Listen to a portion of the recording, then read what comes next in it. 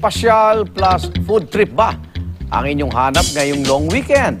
May mga bago ngayon sa Tagaytay at narito, panoorin po ninyo.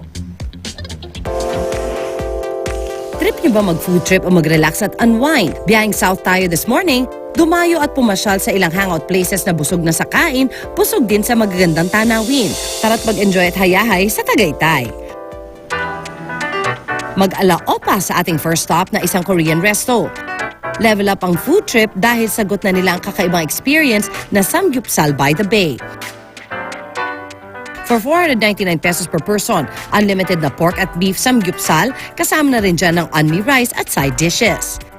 Ma-observe mo, lahat ang sanggupsal na sa Manila. Kaya naisipan namin magtayo rito kasi ini-experience mo yung sanggupsal at the same time with the breathtaking view ng Taal. Bestseller din nila dito ang kanilang shabu-shabu. Ang mainit na sabaw nito perfect sa malamig na klima sa lugar. Kung short naman, subukan ng budget meal na iba pang a la carte Korean menu. Ang resto naman na ito dito pa rin sa Tagaytay, nagsiserve ng everything with cacao. Siyempre, chocolate overload ang kanilang bestseller na champurado.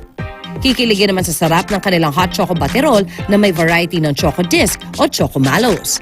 Kaya main ingredients kasi ang chocolate kaya naisip ng boss namin. Marami pala siyang magagawa. Makapasarap ang pagkain. Makatulong sa local farmers natin na nagtatanim ng kakao. Ang iba pang specialty with touch pa rin of chocolate, ang kanilang danggit smoked bangus with cacao beans vinegar, longganisa fundido, at dessert na strawberry waffle overload. Only selfie na rin sa Instagram-worthy view ng Taal Lake. O tara mga kapuso, food trip tayo. Subukan na rin ilang overlooking resto at pasyalan in one.